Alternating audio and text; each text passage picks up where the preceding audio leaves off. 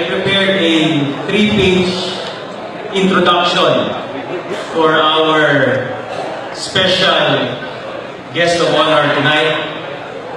But before I went up on stage, he commanded me to keep it short. Sabi niya, 1 sentence lang.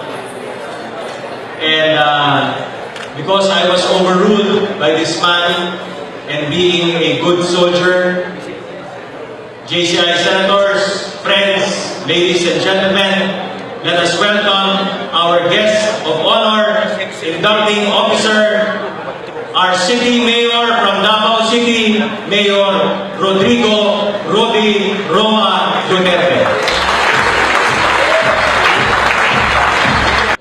Raise your right hands and repeat after me in the oath of office. I state your name. Do solemnly swear that I will faithfully execute the office and will, to the best of my ability, serve as a living example of this organization's philosophy and belief, and will uphold and enforce the constitution of this organization at all times. Because I believe that faith in God gives meaning and purpose of life. That the brotherhood of man transcends the sovereignty of nations. That economic justice can best be won by free men through free enterprise. That government should be the laws rather than of men. That Earth's great treasure lies in human personality, and that service to humanity is the best work of life. Congratulations. Congratulations. All of them.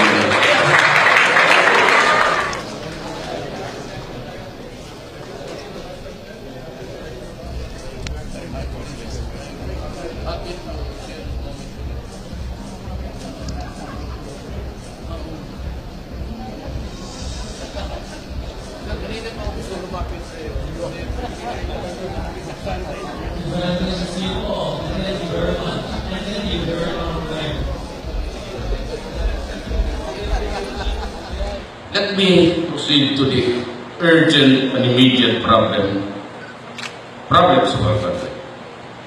It's crime, criminality, and drugs. And it has flooded the country. Itong mga taon, mga sindikato, baski saan kayo pumunta, you can ask any mayor.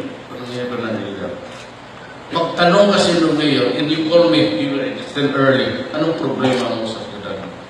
The drugs. Crime. Especially Manila. Ang problema sa Manila is pati yung mga polis na sindikato na. And they are into it.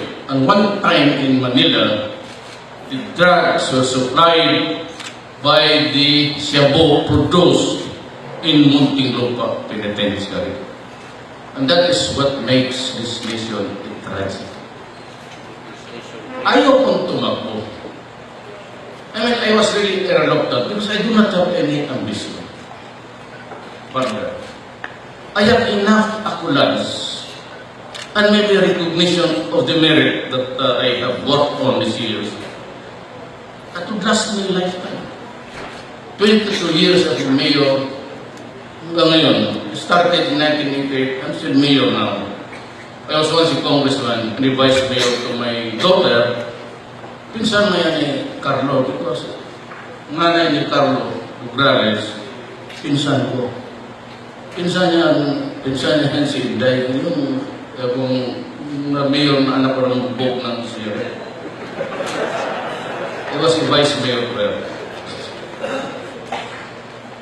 Wala na akong pero nakikita ako kasi sa bayan na finally on a moments, pati yung issue ng citizenship. I decided to run. Anyway, sabi ko, I have not experienced defeat in the political game.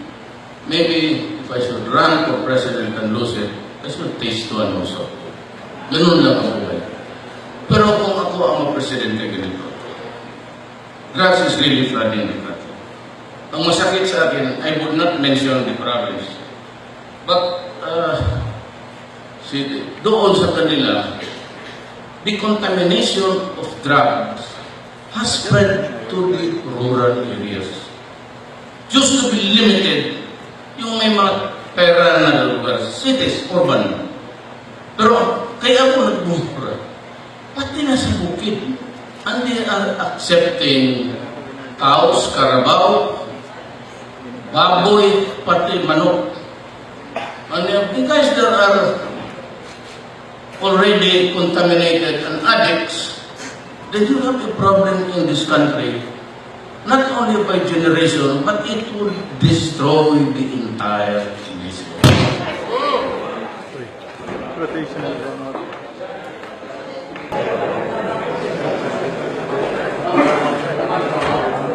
you can hear me, don't talk loud. Ganito yan. Drugs spread throughout the country. It is destroying a generator. Ang criminality, drug-related, is almost unstoppable. And yet, I am one who is not into insulting, especially the president. But the first time in my life, I called his attention and said, Mr. President, can you do something about the drug problem? Kasi lumalala na eh. And even in Mindanao, kasali yan sa 5 pillars of justice. Law enforcement sa police. Then prosecution sa fiscal. Then sa judiciary. Pagka hindi ito nakurap, papasok sa punishment, national penitentiary. Saan ka nakakita dito nagbayan? Maybe Mexico. At pati yung lupa natin, the penitentiary, where the idiots are there, serving their sentence, are making money and staying in a place as if it was the hotel. There are babae, okay? Makulong ako ba lang inom ka, may baril. At, they have to compromise just to enter something lupa. Sa characteristic, it's almost a random system here. Kaya,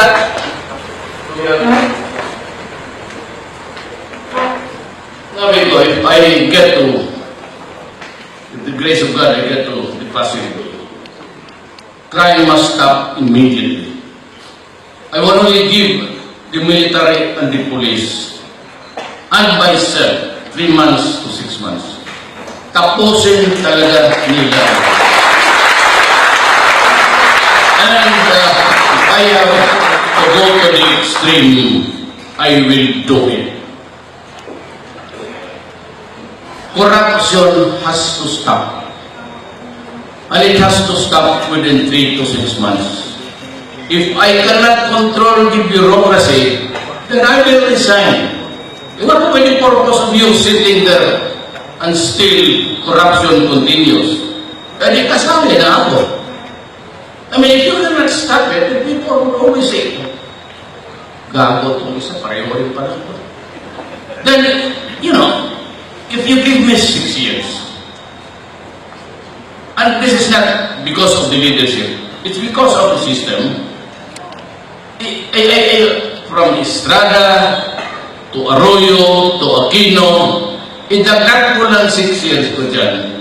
And after 6 years, I get out of the office and would say, beloved countrymen, I did my best, but my best was not good enough. If I cannot make any difference, you better look for another presidential candidate. Maniwala tayo. I strongly urge you na mamili na yun. Because I will not sit there.